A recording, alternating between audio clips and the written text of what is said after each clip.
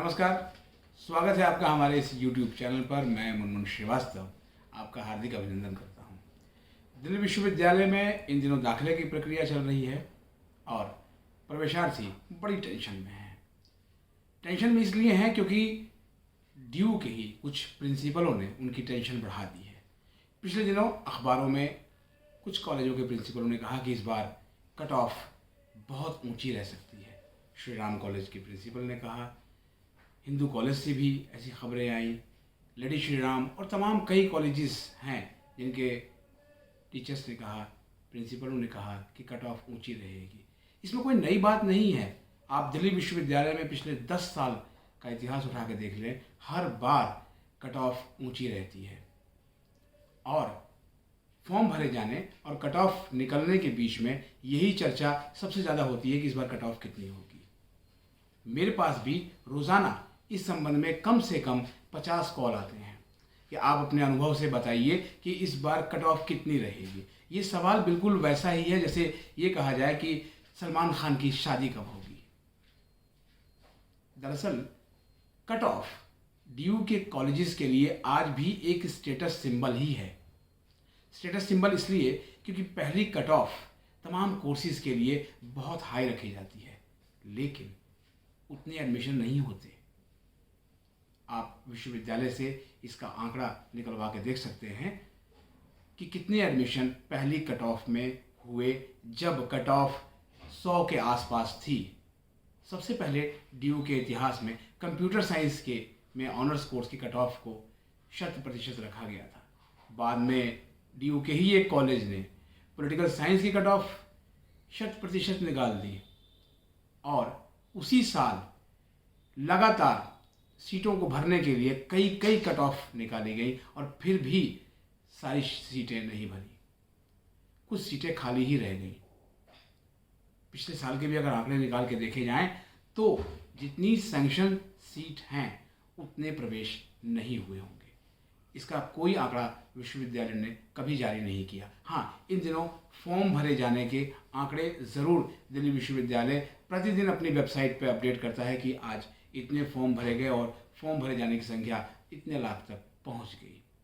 Form भरे जाने और कट ऑफ निकलने के बाद वास्तविक एडमिशन होने के बीच में एक बहुत बड़ा गैप है। उस गैप को भरा जाना ज़रूरी है।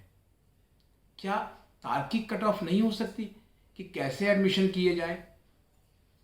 मान लिया कि यदि एक छात्र ने बीए ऑनर्स पॉलिटिकल साइंस के लिए अप्लाई किया है, विश्वविद्यालय के कंप्यूटराइज सिस्टम में ये पूरा डाटा मौजूद है, लेकिन क्या कट ऑफ निकालने से पहले उस डाटा को देखा जाता है? मैंने अपने इतने वर्षों के दिल्ली विश्वविद्यालय के कवरेज में ये जाना है कि शायद ही उस डाटा को देखा जाता है। कॉलेजों के प्रिंसिपल बिल्कुल लिस्ट के साथ तैयार रहते हैं और एक बैठक होती है और उसके बाद फिर कट ऑफ जारी कर दिया जाता है। शायद ही डाटा देखा जाता है। क्या इस बार भी ऐसा ही होगा? बिल्कुल, क्योंकि इस बार तो कहा ही जा रहा है कि इस बार सीबीएसई ने 90% से ऊपर नंबर दिए हैं 70,000 से अधिक विद्यार्थियों को, तो ड्यू में तो सीटें ही लगभग इतनी हैं। तो कट ऑफ कितनी होगी इसको लेकर अभी से अनुमान मत लगाइए। आप सिर्फ फॉर्म भरिए और उसके बाद आप यदि एंट्रेंस बेस्ड कोर्स के लिए आपने फॉर्म भरा है तो उनके एंट्रेंस की तैयारी पर ध्यान दीजिए। कट ऑफ कितनी आएगी उसको छोड़ दीजिए। आपको बताएं कि पहले एडमिशन कैसे होते थे।